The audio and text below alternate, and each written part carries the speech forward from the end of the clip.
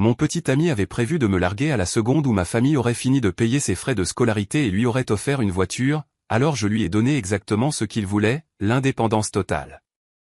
J'ai rencontré Kyle lors de ma 2e année d'université, et nous avons commencé à sortir ensemble quelques mois plus tard.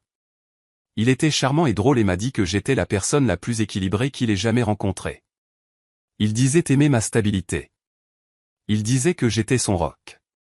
Kyle venait d'une situation difficile. Ses parents lui avaient coupé les vivres après sa première année et il était sur le point d'abandonner ses études. Ma famille a de l'argent, pas une fortune, mais assez pour être à l'aise. Quand j'ai parlé de la situation de Kyle à mes parents, ils ont proposé de l'aider. Ils ont payé ses frais de scolarité pendant les 3 années suivantes. Ils ont couvert son loyer. Ils lui ont acheté une voiture pour qu'il puisse se rendre à son stage.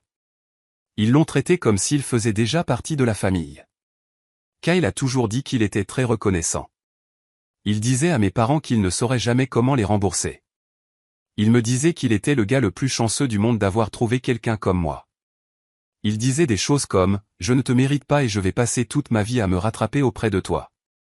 Mes parents l'adoraient. Ma mère lui préparait ses plats préférés quand il venait. Mon père lui parlait de ses projets de carrière pendant des heures.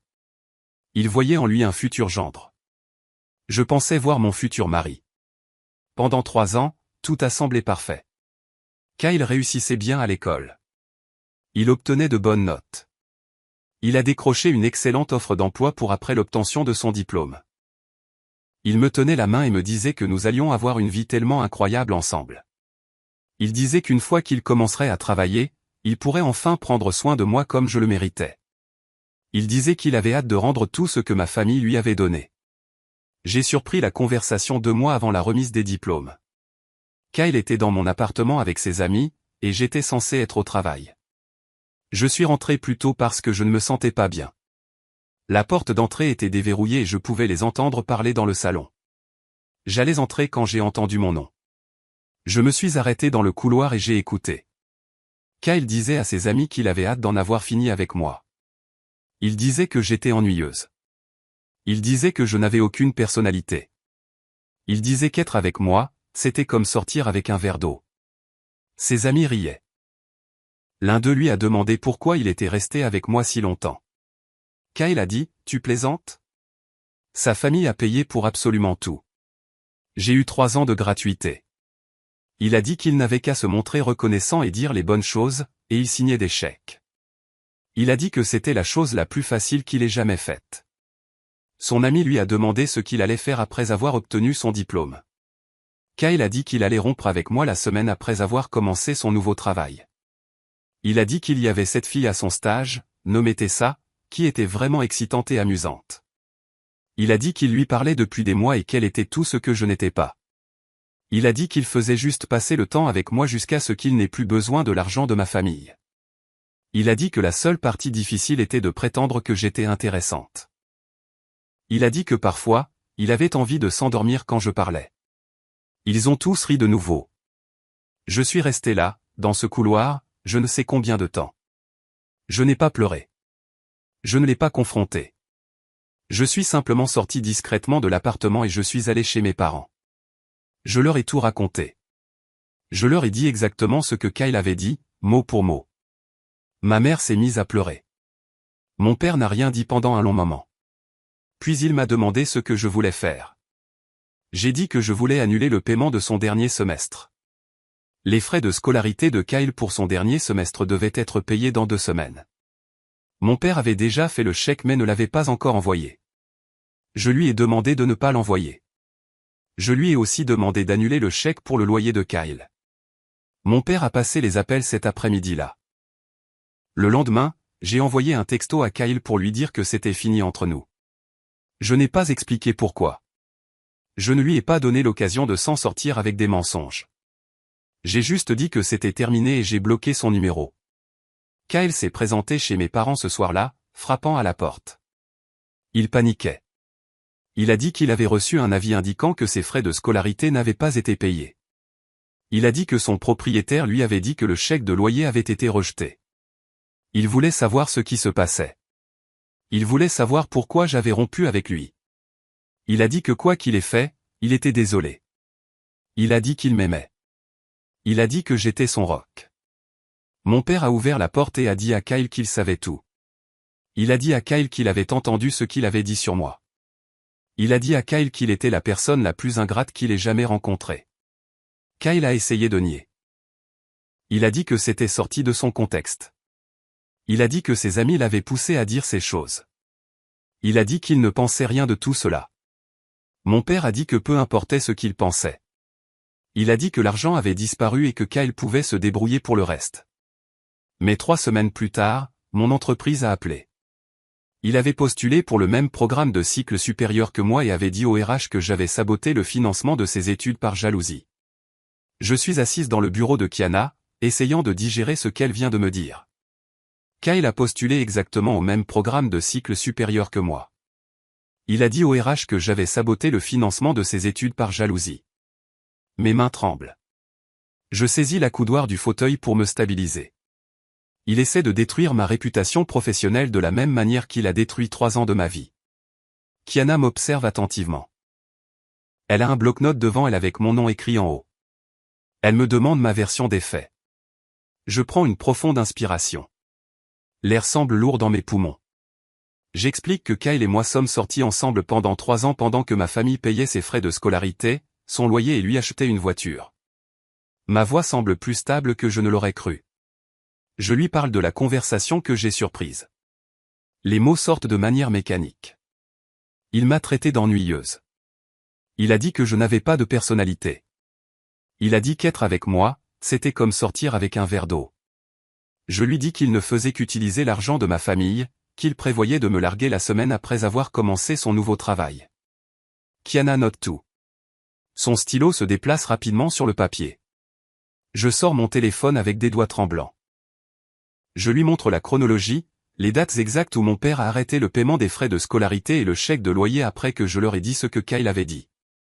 Elle se penche pour regarder l'écran. Elle prend des notes avec soin. Puis elle me demande si j'ai une preuve de ce que j'ai entendu. Mon estomac se noue. Je n'ai pas d'enregistrement. J'étais malade ce jour-là. Je suis rentré plus tôt. Je suis juste resté dans le couloir et j'ai écouté. Je n'ai pas pensé à enregistrer quoi que ce soit. Je lui dis, non, juste ma parole. Elle hoche lentement la tête et prend une autre note. Kiana explique que les RH doivent enquêter sur toute accusation de sabotage. Sérieusement. Son ton est professionnel mais pas méchant. Elle dit que cela pourrait indiquer des problèmes avec mon jugement et mon intégrité sur le lieu de travail. Les mots me frappent comme un coup de poing. Mon jugement, mon intégrité. Kyle remet ces choses en question après ce qu'il a fait. Elle dit que je devrais fournir des documents sur le soutien financier. Elle dit que je devrais me préparer à ce qu'il contacte Kyle pour sa version des événements. Je hoche la tête car je ne fais pas confiance à ma voix en ce moment. Elle me dit que l'enquête prendra quelques semaines. Elle se lève. La réunion est terminée. Je quitte le bureau des RH en me sentant mal. Mes jambes sont instables alors que je marche dans le couloir. J'appelle immédiatement mes parents. Mes mains tremblent encore alors que je compose le numéro. Ma mère répond à la 2e sonnerie. J'ai à peine le temps de sortir les mots avant de commencer à pleurer. Je lui dis que Kyle essaie maintenant de ruiner ma carrière après tout ce qu'il a déjà fait. Ma voix se brise. Je suis dans la cage d'escalier parce que je ne peux pas retourner à mon bureau.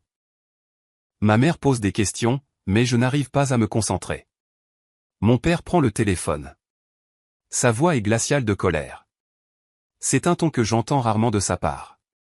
Il dit qu'il a gardé chaque reçu, chaque relevé de paiement des frais de scolarité, chaque chèque qu'il a fait pour le loyer de Kyle. Il enverra tout au RH aujourd'hui. Il me dit que Kyle s'en est pris à la mauvaise famille. Ces mots sont vifs et certains. Je ressens une petite lueur de soulagement percer la panique. Ce soir-là, je suis assise dans mon appartement à parcourir d'anciens messages de Kyle. Je cherche tout ce qui pourrait aider mon cas. Mon ordinateur portable est ouvert sur la table basse. Mon téléphone est dans ma main. Je fais défiler des mois de conversation. Je trouve des dizaines de messages où il remerciait mes parents. Des messages où il se disait chanceux. Des messages où il promettait de les rembourser un jour.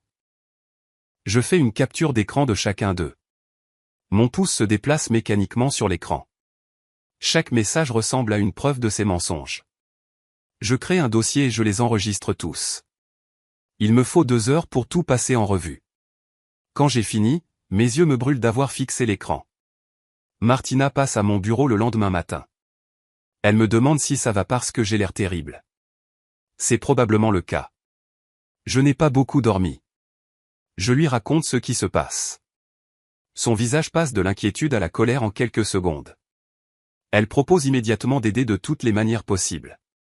Elle dit que tout le monde dans le programme sait que j'ai de l'intégrité. Ces mots me donnent envie de pleurer à nouveau, mais je me retiens. Elle me serre l'épaule avant de retourner à son bureau. 1 heure plus tard, mon superviseur, Dante, m'appelle dans son bureau. Mon cœur bat la chamade alors que je marche dans le couloir. Il dit que les RH l'ont informé de la situation. Il est assis derrière son bureau, les mains jointes. Il me dit que mon travail a été excellent. Il ne croit pas à l'accusation, mais l'enquête doit suivre son cours. Il me dit de me concentrer sur mes projets et de laisser les RH s'occuper du reste. Je le remercie et je pars. Je passe le week-end chez mes parents à les aider à organiser 3 ans de dossiers financiers. Nous étalons tout sur la table de la salle à manger. Nous trouvons des reçus de frais de scolarité totalisant 42 000 $. Des chèques de loyer pour 18 000 $ de plus. La documentation d'achat de la voiture pour 15 000 $, soit un total de 75 000 $. Ma mère continue de trier les papiers en pile. Mon père fait des copies de tout. Les chiffres sont stupéfiants quand on les voit tous ensemble. Ma mère n'arrête pas de s'excuser d'avoir fait confiance à Kyle. Sa voix est pleine de culpabilité. Je dois lui rappeler qu'il nous a tous trompés.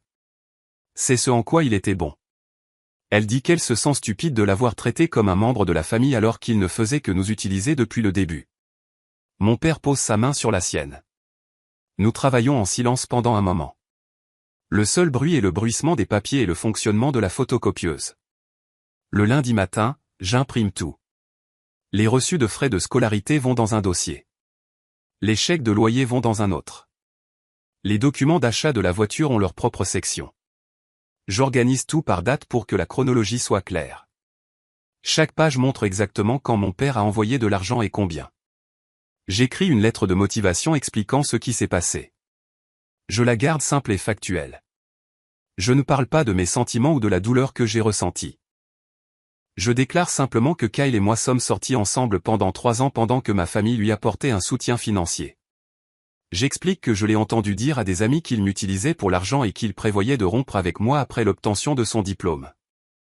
J'inclus la date exacte à laquelle j'ai mis fin à la relation et la date exacte à laquelle mon père a arrêté les paiements. Je joins des copies des messages où Kyle remerciait mes parents. Je joins la chronologie montrant qu'il a obtenu son diplôme à temps, donc son dernier semestre a clairement été payé. Le dossier complet fait 40 pages. J'en fais 3 copies, une pour les RH, une pour mes dossiers, une pour mes parents. Je me rends au bureau tôt, avant l'arrivée de la plupart des gens. L'assistante de Kiana prend l'enveloppe et promet de la lui donner à la première heure. Je vais à mon bureau et j'essaie de travailler, mais mes mains n'arrêtent pas de trembler. 2 jours passent sans aucune nouvelle des RH. Je vérifie mes emails constamment. Chaque notification me fait sursauter. Le mercredi après-midi, le nom de Kiana apparaît dans ma boîte de réception. L'objet dit « Demande d'information de témoins ». Elle écrit qu'il mène des entretiens avec des personnes qui connaissaient ma relation avec Kyle et le soutien financier de ma famille. Elle me demande si je peux fournir les noms et les coordonnées de toute personne qui pourrait avoir des informations pertinentes. Je reste assise à mon bureau, fixant l'email. Je réfléchis à qui connaissait vraiment toute la situation. La plupart de mes amis d'université savaient que je sortais avec Kyle, mais pas tous les détails sur l'argent. Puis je me souviens d'Aspen. Elle était dans 3 cours avec nous 2 en 3e année. Kyle se plaignait souvent à elle de sa charge de travail, et elle plaisantait en disant qu'au moins il n'avait pas à s'inquiéter de payer pour ça. Elle l'a entendu parler des dizaines de fois de l'aide de ma famille. Je tape son nom et son adresse email dans ma réponse. J'ajoute 2 autres camarades de classe qui connaissaient la situation, mais Aspen est la principale. J'appuie sur envoyer et je l'appelle immédiatement. Elle répond à la 3e sonnerie. Je lui explique ce qui se passe avec Kyle et les RH. Elle reste silencieuse pendant 1 minute, puis elle dit que les RH l'ont déjà contacté ce matin. Elle a un entretien prévu pour demain. Elle me dit de ne pas m'inquiéter car elle se souvient exactement comment Kyle se vantait d'avoir une petite amie dont la famille payait pour tout. Elle dit qu'elle va leur dire la vérité sur le genre de personne qu'il est vraiment. Ce soir-là, mon téléphone sonne alors que je prépare le dîner. C'est Aspen qui rappelle. Elle a l'air en colère. Elle dit que l'entretien avec les RH a eu lieu il y a 1 heure et qu'il a duré près de 45 minutes. Ils lui ont posé des questions spécifiques sur la situation financière de Kyle et sur la façon dont il parlait de ma famille. Elle leur a raconté la fois où Kyle lui a montré la voiture que mes parents lui avaient achetée et a dit qu'il n'avait enfin plus à prendre le bus. Elle leur a raconté qu'il se plaignait que ma mère faisait toujours les mêmes plats alors qu'il aurait dû être reconnaissant pour n'importe quel repas fait maison. Elle a dit que la femme des RH a pris des notes sur tout et a demandé si Kyle avait déjà exprimé une véritable appréciation ou si cela semblait toujours jouer. Aspen a dit qu'elle avait été honnête, que cela avait toujours semblé être un rôle pour Kyle. Elle me dit qu'elle espère que cela aidera mon cas. Je la remercie environ 6 fois avant que nous raccrochions. Le lendemain matin au travail, je n'arrive à me concentrer sur rien. J'ai une date limite de projet qui approche, mais chaque fois que j'essaie de me concentrer, les mots se brouillent. Je n'arrête pas de penser à ce que Kyle a dit au RH. Je continue de l'imaginer assis dans un entretien en train d'inventer une histoire sur le fait que je suis jalouse ou rancunière. Dante passe à mon bureau vers 11 heures. Il me demande si j'ai 1 minute pour parler dans son bureau. Mon cœur s'accélère alors que je le suis dans le couloir. Il ferme la porte et me dit de m'asseoir. Il dit qu'il sait que je suis en train de gérer la situation avec les RH et qu'il voit que cela affecte mon travail. Je commence à m'excuser, mais il lève la main. Il dit que mon bien-être est plus important que n'importe quelle date limite de projet. Il me dit de prendre tout le temps dont j'ai besoin pour traverser cela. Il dit que si j'ai besoin de travailler de la maison pendant quelques jours, c'est bien. Si j'ai besoin de prendre du temps personnel, c'est bien aussi. Il dit, tous ceux qui travaillent avec moi savent que j'ai de l'intégrité, et cela ne va pas changer, peu importe ce qu'un ex-petit ami prétend. Je sens les larmes monter et je les ravale. Je le remercie et promets de lui faire savoir si j'ai besoin de temps libre. Il hoche la tête, et je retourne à mon bureau, me sentant un peu moins seul. 2 semaines s'écoulent lentement. J'essaie de me concentrer sur le travail. Je respecte mes délais de projet. Je suis les mouvements de la vie normale. Tout semble comme si j'attendais que quelque chose de terrible se produise. Puis, un jeudi après-midi, je reçois un autre email de Kiana me demandant de venir à son bureau le lendemain matin à 9 heures. Je dors à peine cette nuit-là. J'arrive au bureau à 8h30 et je m'assois dans le hall devant les RH pendant 20 minutes à regarder l'horloge. À 9 heures précises, Kiana ouvre sa porte et me fait signe d'entrer. Je m'assois dans le même fauteuil que la dernière fois. Elle a un dossier épais sur son bureau. Elle l'ouvre et me dit qu'ils ont terminé leur enquête. Ils ont interrogé plusieurs personnes et examiné toute la documentation que j'ai fournie. Elle dit que les preuves soutiennent fortement ma version des événements. Elle feuillette quelques pages et explique qu'ils ont parlé à Aspen et à 2 autres anciens camarades de classe. Ils ont également contacté mon père pour vérifier les dossiers financiers. Les déclarations de tout le monde étaient cohérentes. Kyle a bien reçu un soutien financier substantiel de ma famille. Kyle a bien parlé ouvertement de ce soutien à d'autres personnes. Le soutien a pris fin immédiatement après la fin de notre relation. Elle me regarde et dit que la chronologie est très claire. Kiana se tourne vers une autre section du dossier. Elle dit que l'histoire de Kyle a de gros problèmes. Il a prétendu que j'avais saboté son financement avant son dernier semestre par jalousie, mais les dossiers de l'université montrent qu'il a obtenu son diplôme à temps, ce qui signifie que son dernier semestre a été payé. Elle dit qu'il a apparemment oublié ce détail lorsqu'il a inventé son accusation. Elle dit aussi que son histoire sur la raison de notre rupture n'arrêtait pas de changer lors de ses entretiens. D'abord, il a dit que c'était mutuel. Puis il a dit que j'étais jalouse de sa réussite professionnelle. Puis il a dit que j'étais contrôlante avec l'argent. Les incohérences ont rendu évident qu'il mentait. Elle ferme le dossier et joint ses mains dessus. Puis Kiana me dit quelque chose qui me glace le sang.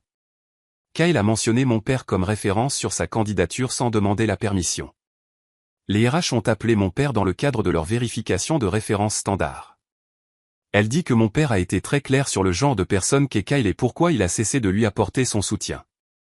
Il leur a tout raconté sur la conversation surprise et le plan de Kyle d'utiliser ma famille puis de me larguer. Il leur a raconté comment Kyle s'était présenté chez eux en mendiant de l'argent après que j'ai mis fin aux choses. Il leur a dit que Kyle avait essayé de manipuler et de mentir pour échapper aux conséquences.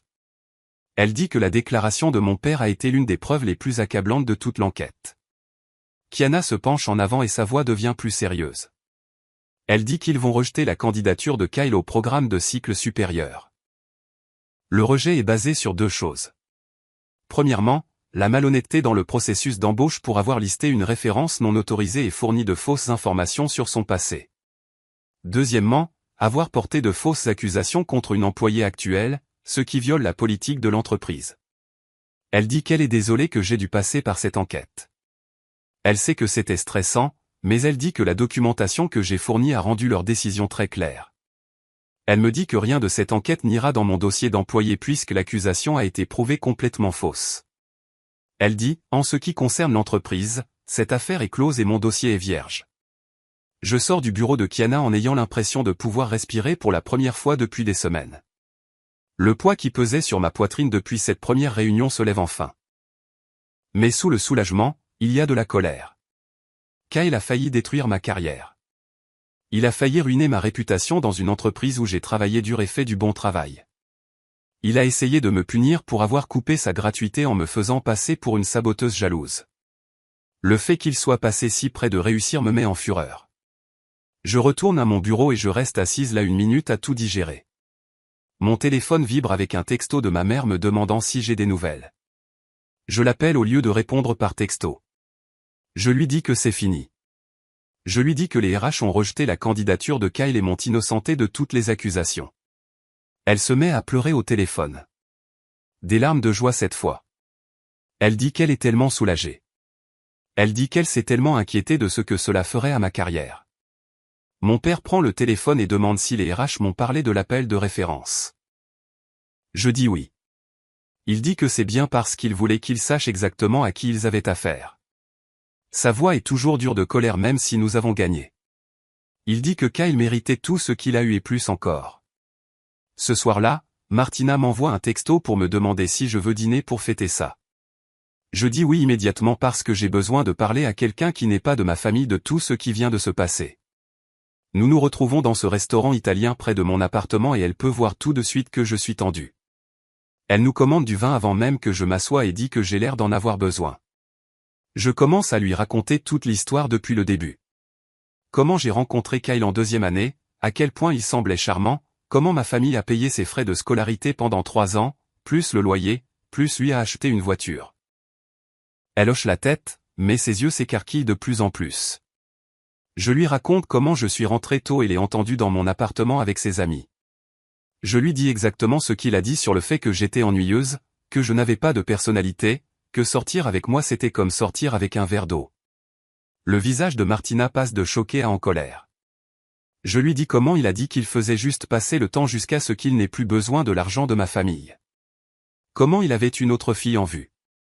Comment il avait parfois envie de s'endormir quand je parlais. Martina pose sa fourchette et me regarde fixement. Elle dit qu'elle ne peut pas croire que quelqu'un puisse être aussi froid et manipulateur pendant 3 années consécutives.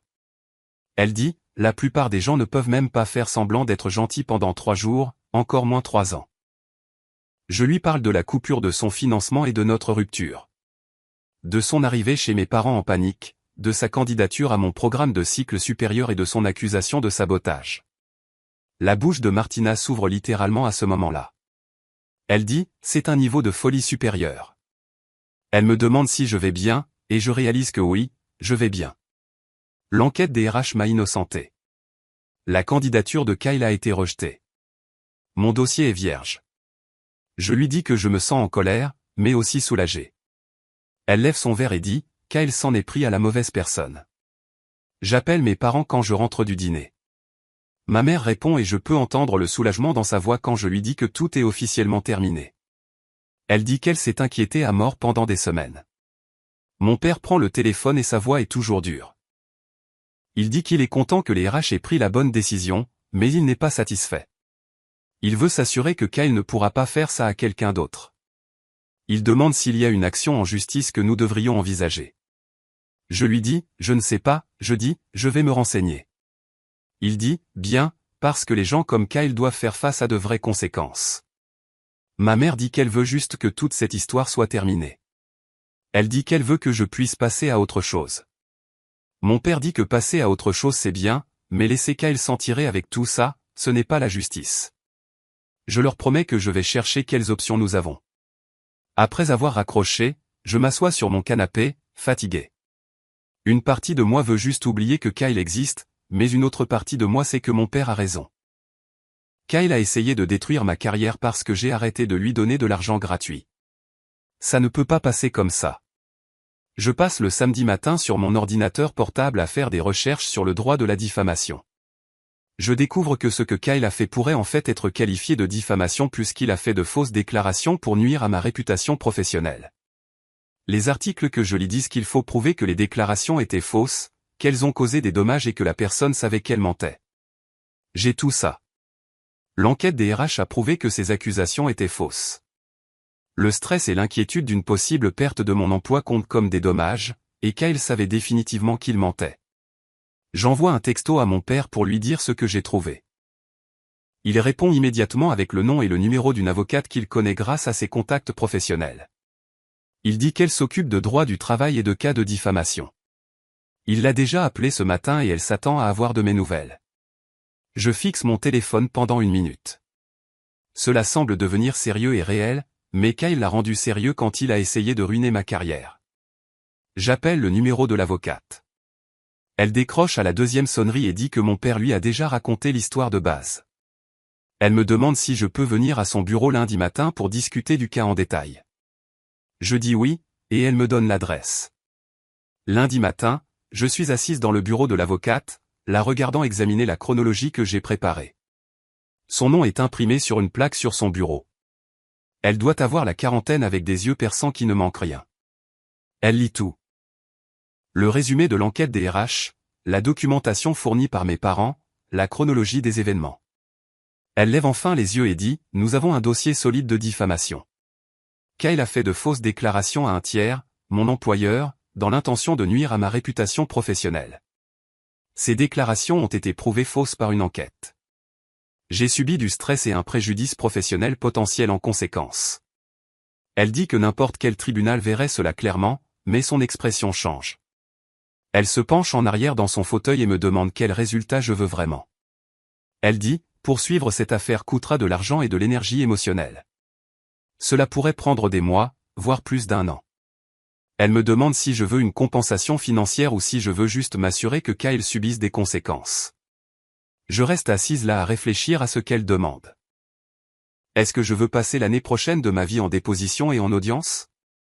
Est-ce que je veux que Kyle soit une présence constante dans mes pensées? Est-ce que je veux continuer à revivre ce qu'il a fait encore et encore pendant que des avocats en débattent? La réponse qui me vient est non. Je ne veux rien de tout cela. Je dis à l'avocate que je ne veux pas passer l'année prochaine concentré sur Kyle et des batailles juridiques. Je dis que je veux juste une documentation de ce qui s'est passé au cas où il essaierait ça avec quelqu'un d'autre. Elle hoche la tête comme si elle comprenait.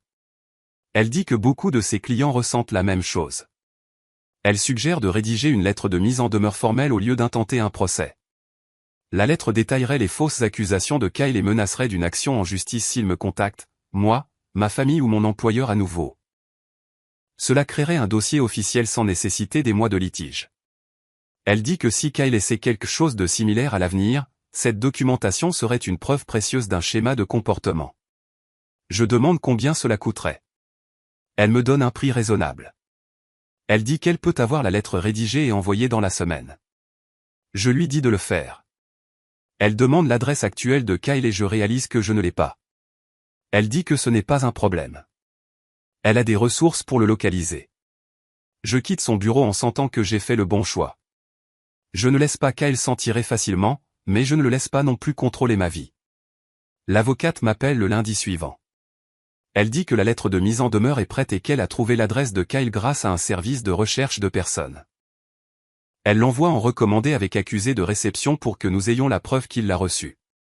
Elle me lit la lettre au téléphone. Elle est formelle et détaillée. Elle énumère ses fausses accusations à mon employeur. Elle déclare que ces accusations ont été enquêtées et prouvées fausses. Elle avertit que tout contact ultérieur avec moi, ma famille ou mon employeur entraînera une action en justice immédiate, y compris un procès en diffamation. Elle dit que toute future fausse déclaration à mon sujet sera accueillie avec toute la rigueur des conséquences légales. La lettre semble sérieuse et officielle. Je la remercie et elle dit qu'elle me fera savoir quand Kyle signera pour la réception. Je raccroche et je sens quelque chose s'apaiser dans ma poitrine. Kyle va recevoir cette lettre et savoir que ses actions ont de réelles conséquences. Il saura que je ne vais pas simplement le laisser essayer de détruire ma vie sans me battre. 2 semaines passent avant que je reçoive la notification. L'avocate m'envoie par email une copie scannée de la confirmation de livraison. Kyle a reçu la lettre. Il a signé pour la recevoir mardi dernier. Je regarde la signature à l'écran. C'est bien son écriture. L'email de l'avocate dit qu'il n'a pas répondu ni essayé de contacter son cabinet. Elle dit que c'est en fait un bon signe. Cela signifie qu'il prend la lettre au sérieux. Je fais une capture d'écran de la confirmation et l'envoie à mes parents. Mon père m'appelle 5 minutes plus tard. Il dit « Bien ». Il dit que Kyle avait besoin de savoir qu'il ne peut pas simplement s'éloigner de ce qu'il a fait. Ma mère prend le téléphone et me demande si je me sens mieux maintenant. Je lui dis que oui. Je lui dis que cela ressemble à une petite victoire. Ce n'est pas un procès ou un jugement de tribunal, mais c'est quelque chose. C'est la preuve que je ne l'ai pas laissé s'en tirer comme ça. Après avoir raccroché, j'enregistre la confirmation de livraison dans un dossier sur mon ordinateur portable. J'espère ne plus jamais en avoir besoin, mais je suis contente qu'elle existe. Le travail recommence à sembler normal au cours des semaines suivantes. L'enquête s'estompe pour devenir quelque chose qui est arrivé au lieu de quelque chose qui se passe. Les gens arrêtent de me lancer des regards inquiets dans le couloir. Dante passe à mon bureau un après-midi et me demande si j'ai une minute. Nous allons à son bureau et il ferme la porte. Il me dit quelque chose auquel je ne m'attendais pas. Il dit que la directrice du programme a été impressionnée par la façon dont j'ai géré toute la situation. Elle a pensé que j'étais resté professionnel et concentré même en faisant face à une accusation grave. Dante dit que cela a en fait renforcé leur confiance en moi. Il dit qu'il me voit comme quelqu'un qui peut gérer la pression sans s'effondrer. Je ne sais pas quoi dire à cela. J'essayais juste de survivre. Il me dit de continuer à faire ce que je fais. Il dit que de bonnes choses arrivent. Je retourne à mon bureau en me sentant plus légère que je ne l'ai été depuis des semaines. Aspen m'envoie un texto pour me demander si je veux prendre un café. Nous n'avons pas beaucoup parlé depuis qu'elle a passé son entretien avec les RH. Je dis oui et nous nous retrouvons dans un café à mi-chemin entre nos appartements. Elle me serre dans ses bras quand elle me voit et dit qu'elle est si contente que tout se soit arrangé. Nous prenons nos boissons et nous nous asseyons près de la fenêtre. Elle me dit que d'autres personnes de l'université ont posé des questions sur Kyle. Apparemment, la nouvelle de ce qu'il a fait s'est répandue. Elle dit que nos anciens camarades de classe en parlent. Elle dit que sa réputation est pratiquement détruite. Les gens qui traînaient avec lui ne veulent plus rien avoir à faire avec lui maintenant. Elle me montre son téléphone. Quelqu'un a posté dans le groupe de discussion de notre promotion en demandant si quelqu'un savait ce qui était arrivé à Kyle. Les réponses sont brutales. Des gens le traitent d'utilisateur, disant qu'ils ont toujours su que quelque chose n'allait pas avec lui, disant qu'ils se sentent mal pour moi. Aspen dit qu'elle ne réalisait pas combien de personnes avaient eu des expériences étranges avec Kyle jusqu'à ce que tout le monde commence à partager des histoires. Je demande quel genre d'histoire. Elle dit de petites choses. Lui s'attendant toujours à ce que les autres paient. Lui parlant mal de sa petite amie, moi, quand je n'étais pas là. Lui agissant comme s'il avait droit à des choses qu'il n'avait pas méritées. Elle dit que les gens voient le schéma maintenant. Ma mère m'appelle le lendemain soir alors que je prépare le dîner. Elle a l'air contrariée. Je demande ce qui ne va pas et elle dit qu'elle a rencontré la tante de Kyle à l'épicerie. Je me fige, la main sur le bouton de la cuisinière. Ma mère dit que la tante est venue la voir dans le rayon des fruits et légumes. La tante s'est excusée encore et encore. Elle a dit que toute la famille de Kyle a honte de la façon dont il nous a traités. Elle a dit qu'il n'avait aucune idée de ce qu'il faisait jusqu'à ce que tout éclate. Ma mère dit que la tante lui a dit que les parents de Kyle ont essayé de lui parler pour arranger les choses. Kyle leur aurait dit qu'il n'avait rien fait de mal. Il a dit que j'étais jalouse et rancunière. Il a dit que ma famille s'était retournée contre lui sans raison. La tante a dit que la famille ne le croit pas, mais il n'admettra pas la vérité. Ma mère a l'air fatiguée. Elle dit qu'elle a juste hoché la tête et est partie. Elle dit qu'elle ne veut plus rencontrer personne de la famille de Kyle. Je lui dis que je suis désolé, qu'elle ait eu à gérer ça. Elle dit que ce n'est pas ma faute. Elle dit que c'est Kyle qui devrait être désolé, mais il ne l'est clairement pas. Je commence à voir une thérapeute la semaine suivante. Son bureau est petit et confortable avec des plantes sur le rebord de la fenêtre et un éclairage doux qui n'est pas agressif. Elle me demande de lui dire ce qui m'amène, et j'explique toute la situation avec Kyle. La trahison, l'enquête des RH, le sentiment que je ne peux plus faire confiance à mon propre jugement. Elle écoute sans interrompre, et quand j'ai fini, elle me pose une question.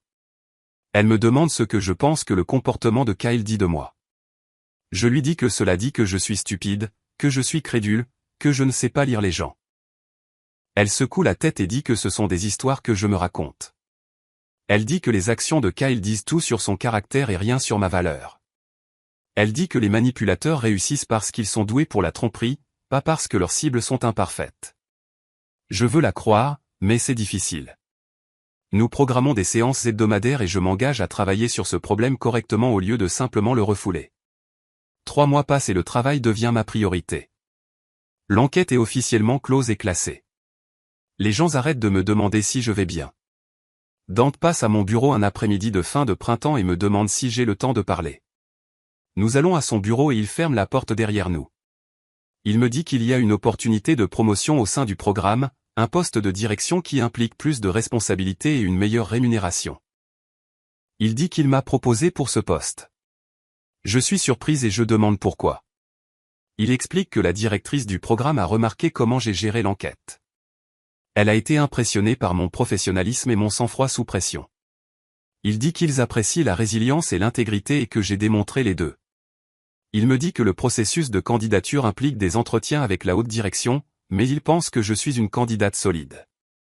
Je quitte son bureau en ressentant quelque chose que je n'ai pas ressenti depuis des mois. L'espoir, un véritable espoir, pour mon avenir ici. Je passe la semaine suivante à préparer ma candidature. J'écris sur mes contributions au programme et mes objectifs pour le poste. Je soumets tout avant la date limite et j'essaie de ne pas en faire une obsession. 2 semaines plus tard, je suis convoqué pour le premier entretien, puis le deuxième, puis le troisième. Chacun se passe mieux que le précédent. Je suis nerveuse, mais je suis aussi confiante dans ce que j'ai accompli. Finalement, je reçois l'appel. Il me propose le poste. J'accepte immédiatement. Le nouveau rôle s'accompagne d'une augmentation de salaire significative et de responsabilité que je visais depuis que j'ai commencé. C'est tout ce que Kyle espérait probablement obtenir en postulant ici. Cette pensée me fait sourire. J'avance maintenant, je ne me contente pas de me remettre. Je construis quelque chose de réel. Martina m'emmène déjeuner pour fêter la promotion. Nous nous asseyons dehors dans ce café près du bureau et elle commande du champagne même si c'est mardi après-midi.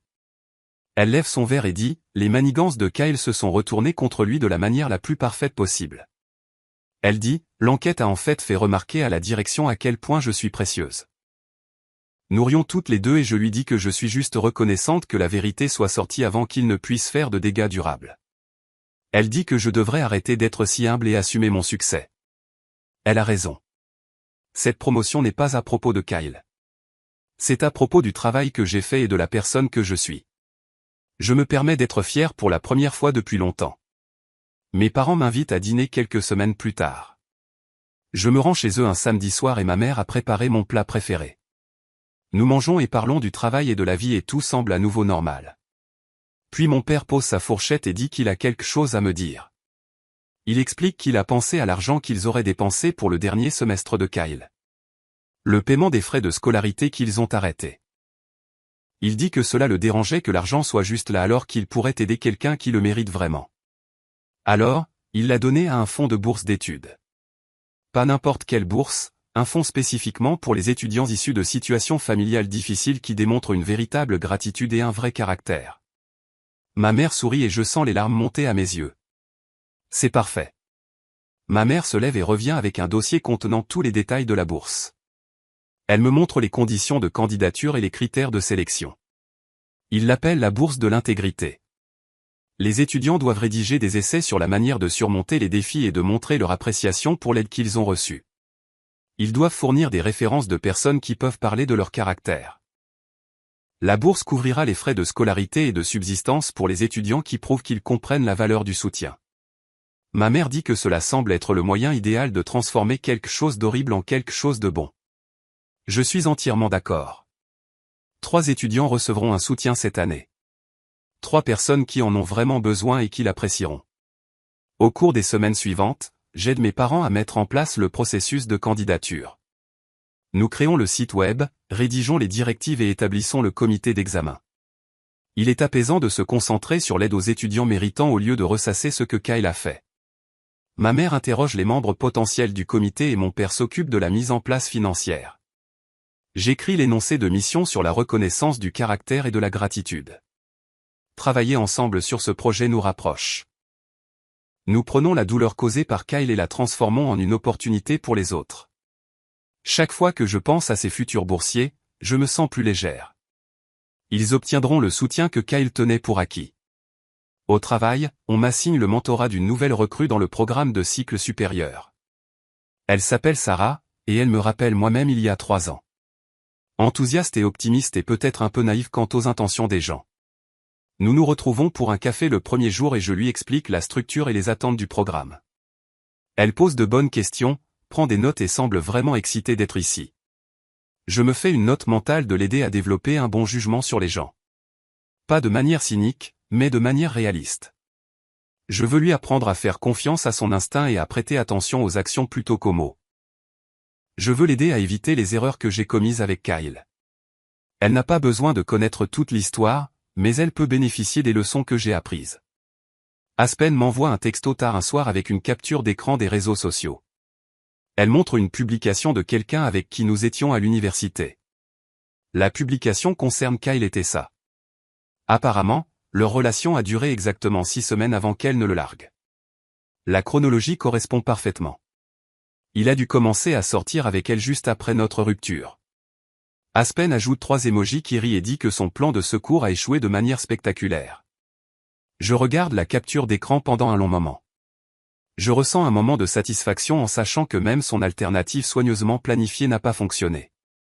Tessa l'a percé à jour plus vite que moi.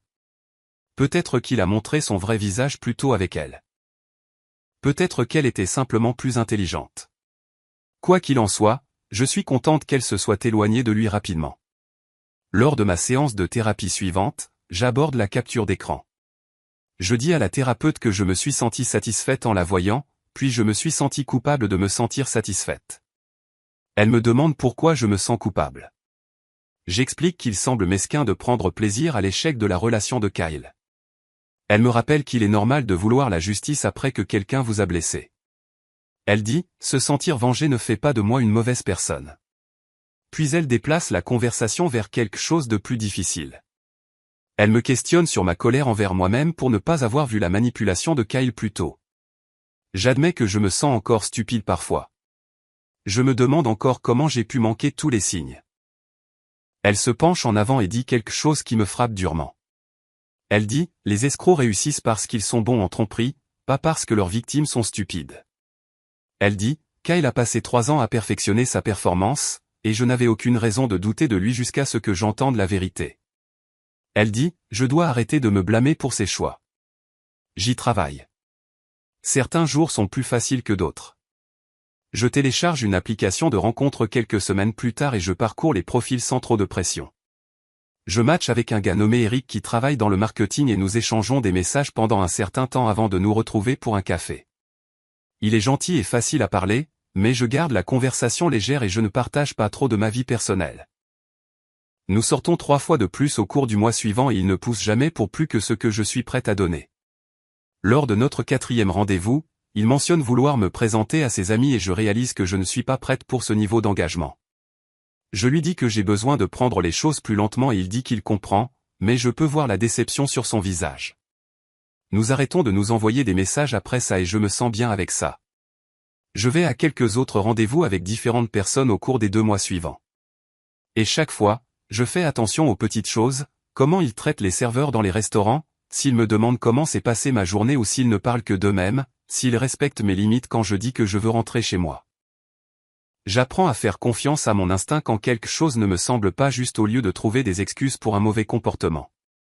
L'expérience avec Kyle m'a appris que les actions comptent plus que les mots, et je ne suis intéressé par personne qui ne peut pas être constant sans attendre une sorte de récompense pour une décence de base. 6 mois après la fin de l'enquête des RH, Wayne Larson passe à mon bureau un mardi matin. C'est l'un des cadres supérieurs qui supervise plusieurs départements et je ne lui ai parlé qu'une poignée de fois lors d'événements d'entreprise. Il me demande si j'ai une minute et je sauvegarde mon travail et me tourne vers lui. Il dit qu'il a entendu parler de la situation que j'ai gérée plus tôt cette année et qu'il a été impressionné par la façon dont je l'ai gérée avec grâce et professionnalisme. Je sens mon visage chauffer car je ne réalisais pas que la haute direction connaissait les détails. Il dit que la directrice du programme a mentionné mon nom lorsqu'il discutait d'un nouveau projet spécial et il voulait m'en parler personnellement. Le projet consiste à travailler entre les départements pour améliorer la communication et le partage des ressources à travers l'entreprise. Il dit que c'est un travail à haute visibilité qui me mettra en contact avec les dirigeants et d'autres cadres supérieurs. Il me demande si je serais intéressé et je dis oui immédiatement même si mon cœur bat la chamade. Il sourit et dit qu'il m'enverra les détails du projet d'ici la fin de la journée et que nous pouvons organiser une réunion pour discuter des prochaines étapes. Après son départ, je reste assise à mon bureau en essayant de digérer ce qui vient de se passer. Martina roule sa chaise vers moi et demande de quoi il s'agissait. Je lui raconte et elle sourit en disant « C'est exactement ce que je mérite ». Après tout ce que Kyle a essayé de faire, je me lance dans le travail du projet spécial au cours des semaines suivantes. La mission m'oblige à rencontrer des chefs de service, à coordonner les horaires et à identifier les domaines où les équipes ne travaillent pas bien ensemble. C'est exactement le genre de travail qui nécessite un bon jugement et la capacité de voir la situation dans son ensemble. Je passe des heures à examiner les rapports départementaux et à interroger les chefs d'équipe sur leurs plus grands défis. Je crée des feuilles de calcul pour suivre l'allocation des ressources et les lacunes en matière de communication. Je rédige des propositions sur la manière d'améliorer la collaboration sans ajouter de réunions ou de bureaucratie supplémentaire. Wayne passe tous les quelques jours pour voir comment j'avance, et il semble toujours satisfait de mes mises à jour. Le travail est exigeant, mais je suis confiante dans ma capacité à le gérer. Chaque fois que je présente des conclusions ou que je fais des recommandations, je pense à la façon dont Kyle a essayé de remettre en question mon intégrité et mon jugement. Il voulait me faire passer pour incompétente, mais au lieu de cela, l'enquête a fait remarquer à la direction mes véritables capacités. Je fais un travail qui compte et les gens écoutent mes idées. C'est gratifiant d'une manière qui n'a rien à voir avec le fait de prouver à Kyle qu'il a tort et tout à voir avec le fait de me prouver à moi-même que j'ai raison. Mes parents viennent me rendre visite un samedi après-midi et je leur fais visiter mon nouvel appartement. J'ai déménagé dans un endroit plus grand il y a 2 mois et j'ai passé des semaines à le décorer exactement comme je le voulais. Les murs sont peints des couleurs que j'ai choisies et les meubles sont tous à moi. Ma mère parcourt chaque pièce et ne cesse de dire à quel point tout a l'air adulte. Elle s'arrête dans le salon et se tourne vers moi avec cette douce expression sur son visage. Elle dit, « Tu sembles différente d'il y a 1 an, plus heureuse et plus sûre de toi. » Elle dit, « C'est comme si tu étais devenue qui tu es censé être au lieu d'essayer de t'adapter à l'idée que quelqu'un d'autre se fait de toi. » Mon père hoche la tête et ajoute qu'il peut voir la confiance dans la façon dont je me tiens maintenant. Je ne réalisais pas que c'était si évident, mais les entendre le dire me fait réaliser qu'ils ont raison. Je me sens plus solide dans qui je suis, plus disposé à faire confiance à mon propre jugement, moins intéressé à me faire plus petite pour mettre les autres à l'aise. Nous commandons à emporter et dînons sur mon balcon, et je leur parle du projet spécial. Mon père pose des questions détaillées sur le travail, et je peux voir à quel point il est fier. Pas seulement de ma réussite professionnelle, mais de la façon dont j'ai géré tout ce qui l'a précédé. Le projet spécial se termine après 2 mois, et Wayne me demande de présenter les conclusions à l'équipe de direction. Je passe une semaine à préparer la présentation et à m'entraîner. Dante propose de faire une répétition avec moi et assiste à 3 répétitions, donnant des commentaires sur mon rythme et la conception de mes diapositives. Il me dit de ralentir quand je parle et d'établir un contact visuel avec différentes personnes dans la salle. Il dit que les dirigeants poseront des questions difficiles et que je devrais faire une pause avant de répondre au lieu de me précipiter pour combler le silence. Le matin de la présentation, je mets ma meilleure tenue professionnelle et je révise mes notes une dernière fois. J'entre dans la salle de conférence de la direction et j'installe mon ordinateur portable pendant que les gens entrent. Il y a 12 dirigeants assis autour de la table et Wayne me présente et donne le contexte du projet. Je commence la présentation et ma voix ne tremble qu'un peu sur la première diapositive. À la 3e diapositive, j'ai trouvé mon rythme et j'explique les données et les recommandations avec confiance. Les dirigeants posent des questions tout au long et je réponds à chacune clairement et directement. Quand j'ai fini, la directrice du programme me remercie et dit que les conclusions sont exactement ce dont ils avaient besoin pour avancer avec la restructuration des départements. Wayne me raccompagne ensuite et dit que j'ai fait un excellent travail. Il me dit que ce genre de projet est généralement confié à des personnes ayant 5 ans d'expérience de plus et que je l'ai géré mieux que la plupart d'entre eux ne l'auraient fait. La directrice du programme m'interpelle dans le couloir 3 jours après la présentation à la direction. Elle me demande si nous pouvons parler dans son bureau et je la suis en essayant de ne pas paniquer sur ce que cela pourrait signifier. Elle ferme la porte et me dit de m'asseoir. Elle dit que l'équipe de direction a été très impressionnée par mon travail sur le projet spécial et la présentation. Elle explique qu'ils ont discuté de la création d'un nouveau poste de leadership au sein du programme de cycle supérieur. Quelqu'un qui peut aider à façonner la future direction du programme et à encadrer les nouvelles recrues. Quelqu'un qui démontre le type de jugement et d'intégrité pour lesquels ils veulent que le programme soit connu. Elle me regarde et dit qu'ils veulent que je postule pour le poste. Je reste assise là une seconde, pas sûr d'avoir bien entendu. Elle sourit et dit, c'est exactement le genre d'opportunité que j'espérais en commençant ce travail. Le rôle signifierait une promotion significative et plus de responsabilités, mais elle pense que je suis prête pour cela. Je la remercie et je dis, je suis absolument intéressé. Elle me tend un dossier avec la description du poste et les documents de candidature. Elle dit que le processus d'entretien sera compétitif, mais elle est convaincue que je m'en sortirai bien. Après avoir quitté son bureau, je retourne à mon bureau dans un état second. C'est le genre d'avancement de carrière dont je rêvais, mais que je n'aurais jamais pensé voir arriver si vite. Je soumets ma candidature pour le poste de direction et suis convoqué pour le premier tour d'entretien 2 semaines plus tard. Le processus comprend 3 tours d'entretien avec différents groupes de personnes.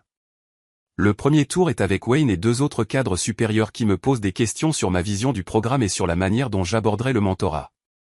Le deuxième tour est avec les participants actuels du programme qui veulent savoir comment je soutiendrai leur développement professionnel. Le troisième tour est avec l'équipe de direction qui approfondit des scénarios spécifiques et des cadres de prise de décision. Chaque entretien est intense et je passe des heures à me préparer entre les tours. Je fais des recherches sur les modèles de leadership et je réfléchis à la manière dont je gérerai différentes situations. Je m'entraîne à répondre à des questions difficiles avec Dante et Martina qui jouent à tour de rôle l'avocat du diable.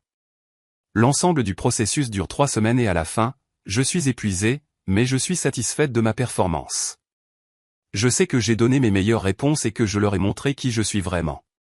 Que j'obtienne le poste ou non, je me suis prouvé que je peux rivaliser à ce niveau, que j'ai déjà survécu à des défis pires que des questions d'entretien difficiles, que la tentative de Kyle de détruire ma réputation n'a fait que me rendre plus forte et plus visible aux yeux des personnes qui comptent.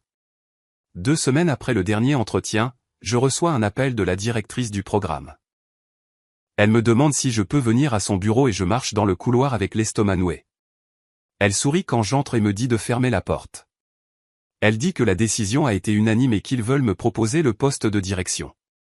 Je vais aider à façonner l'avenir du programme de cycle supérieur, à encadrer les nouvelles recrues et à travailler directement avec la haute direction sur la stratégie du programme. Le salaire est nettement plus élevé que mon poste actuel et les responsabilités sont exactement ce que j'espérais. Elle dit, j'ai mérité cela par la qualité de mon travail et l'intégrité que j'ai démontrée lors d'une situation difficile. Elle me demande si j'accepte et je dis oui avant même qu'elle puisse terminer la phrase. Elle rit et dit qu'elle enverra la lettre d'offre formelle d'ici la fin de la journée. Nous nous serrons la main et elle me dit qu'elle est impatiente de voir ce que je ferai de cette opportunité.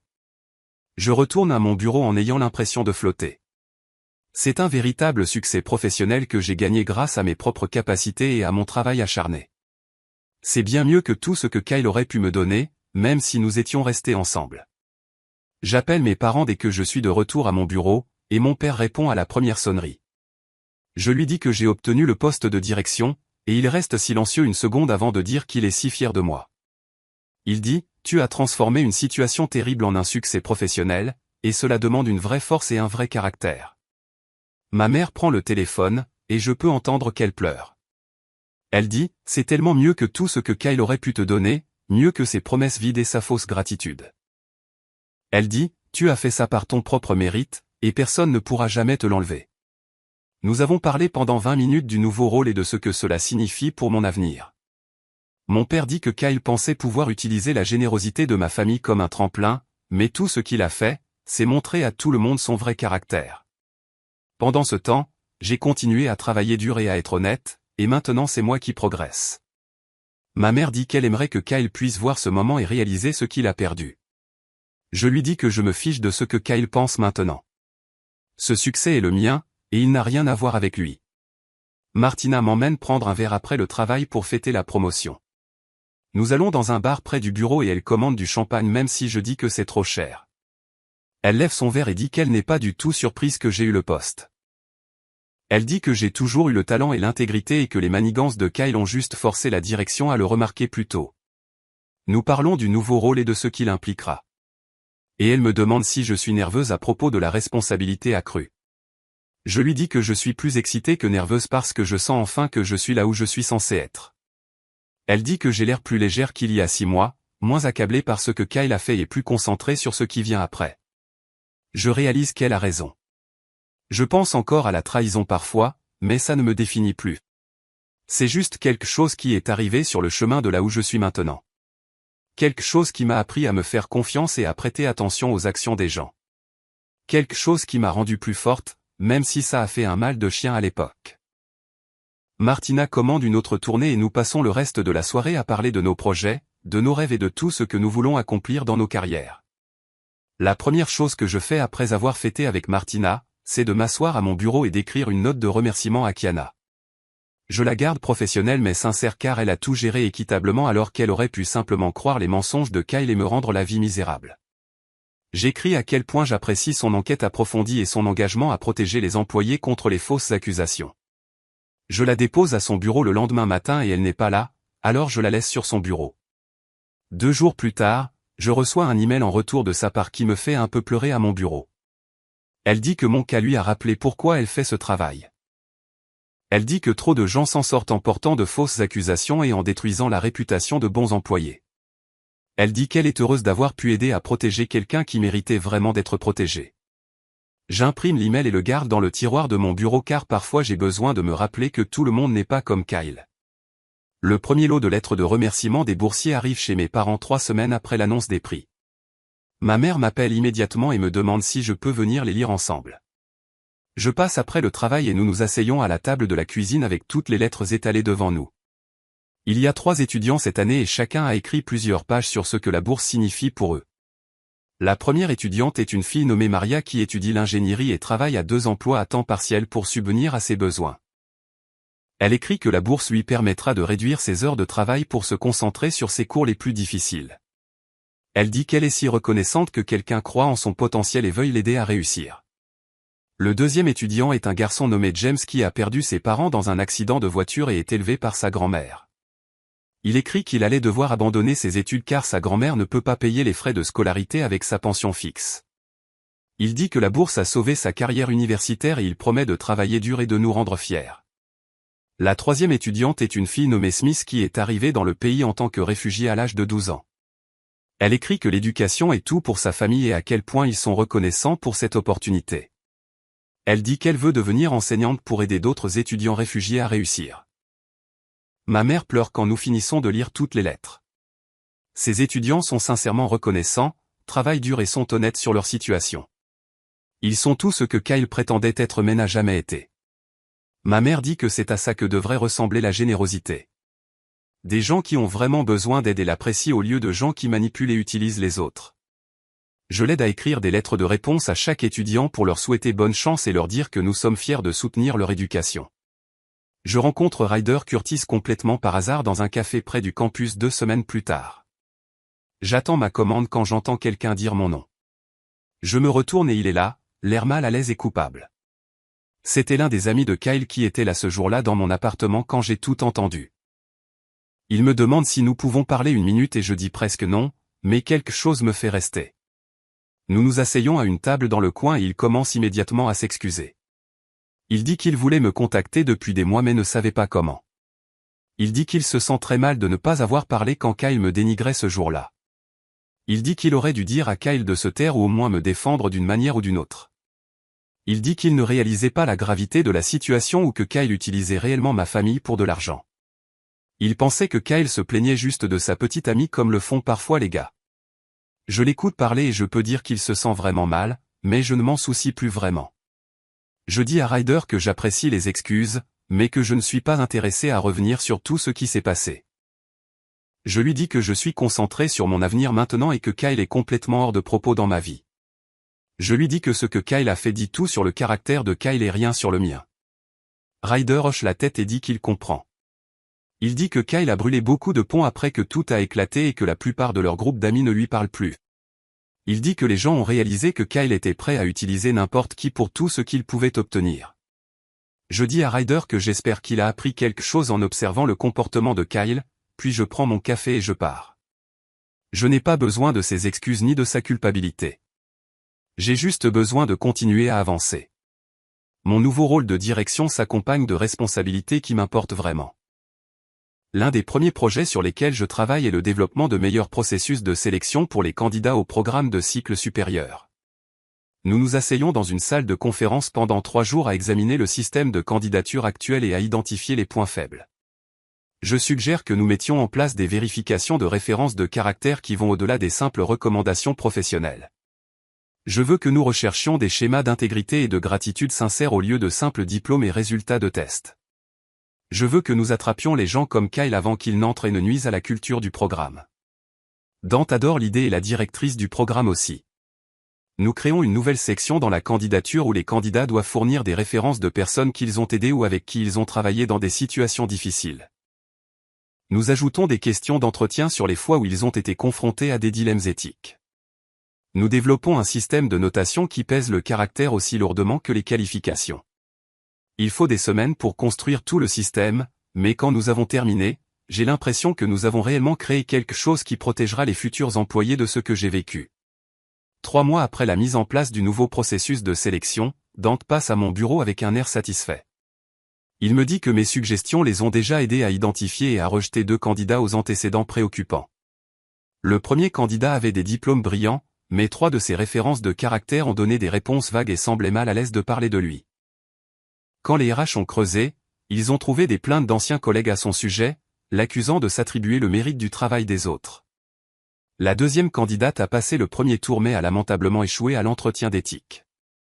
Elle n'a pas pu donner un seul exemple d'aide à quelqu'un sans attendre quelque chose en retour. Dante dit que les 2 candidats auraient été acceptés sous l'ancien système car leur CV semblait parfait, mais le nouveau système a repéré les signaux d'alarme que les diplômes ne peuvent pas montrer.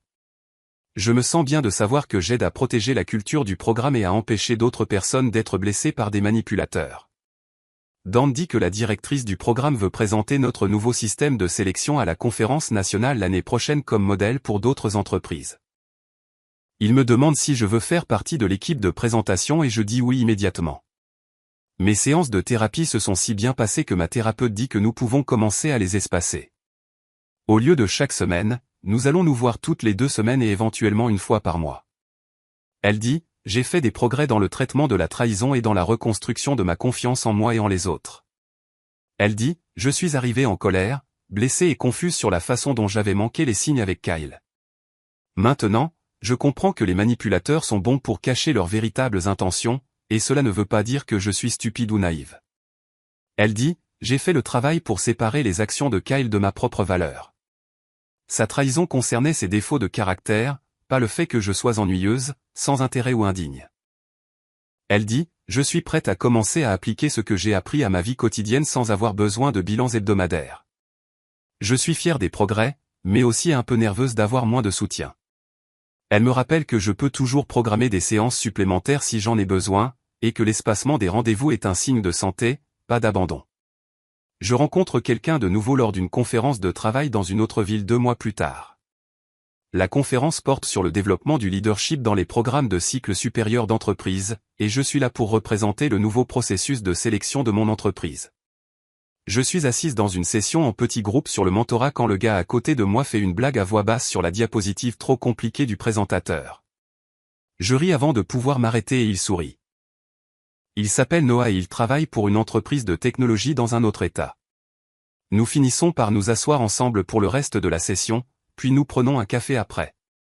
Il écoute vraiment quand je parle de mon travail au lieu d'attendre simplement son tour de parler. Il pose des questions de suivi qui montrent qu'il est attentif. Il me parle de son travail et de sa vie et rien de ce qu'il dit ne sonne comme une performance. Nous échangeons nos numéros avant d'aller à nos sessions séparées, et je me sens prudemment optimiste à l'idée d'apprendre à le connaître. Je ne suis pas prête à me lancer dans quelque chose de sérieux, mais j'aime qu'il me fasse rire et qu'il me traite comme une vraie personne. Noah et moi commençons à nous envoyer des textos après la conférence, puis à nous parler au téléphone quelques fois par semaine. La relation se développe lentement, ce qui semble juste après tout ce qui s'est passé avec Kyle. Noah vit à 3 heures de route, donc nous ne pouvons pas nous voir constamment, et c'est en fait une bonne chose. Nous avons le temps d'apprendre à nous connaître sans nous précipiter.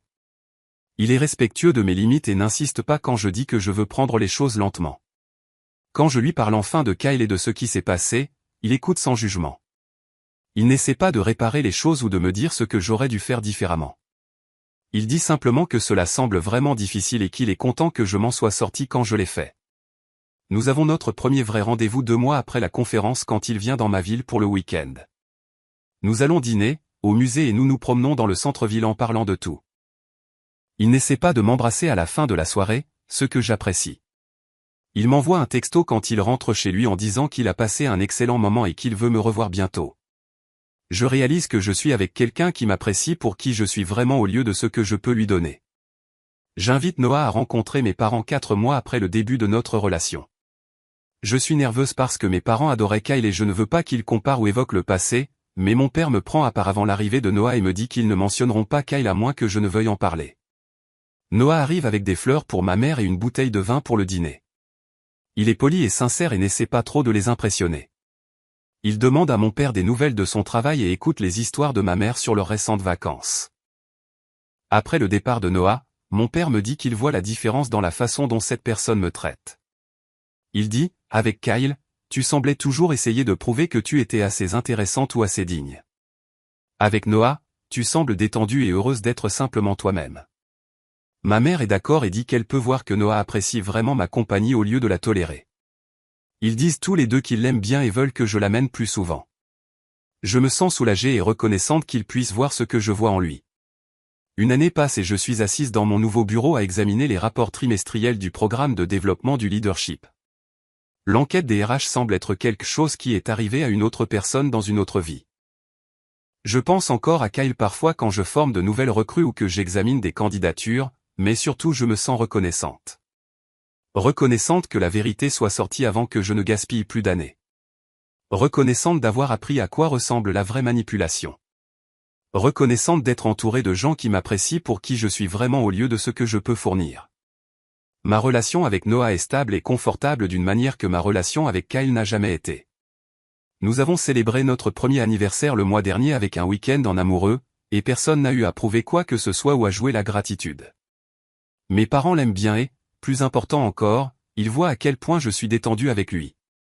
Ma mère dit que je ris plus maintenant que pendant les 3 années avec Kyle. Le comité d'entretien se réunit toutes les 2 semaines pour examiner les candidats au programme de cycle supérieur, et je suis devenu doué pour repérer les signaux d'alarme et les candidatures. Je pose des questions sur les références de caractère qui vont plus loin que la vérification standard. Je recherche des schémas dans la façon dont les gens parlent de leurs relations passées et de leur système de soutien précédent. Mon expérience m'a appris à faire confiance à mon instinct quand quelque chose ne semble pas juste dans l'histoire de quelqu'un. Le mois dernier, nous avons attrapé un candidat qui avait gonflé ses diplômes et blâmé son conseiller universitaire lorsque nous avons demandé une vérification. Dante a dit que mes questions ont découvert ce que tout le monde avait manqué. Le processus de sélection que j'ai aidé à développer a déjà empêché 2 embauches potentiellement problématiques d'entrer dans le programme. Je me sens bien de savoir que ma pire expérience aide à protéger la culture de l'entreprise et les futurs employés. Mes parents passent dîner un soir et ma mère apporte des photos des boursiers. 9 étudiants ont reçu un soutien du Fonds de bourse de l'intégrité jusqu'à présent et tous s'épanouissent dans leur programme. Ils envoient des lettres de remerciement et des rapports de progrès que mes parents gardent dans un dossier spécial.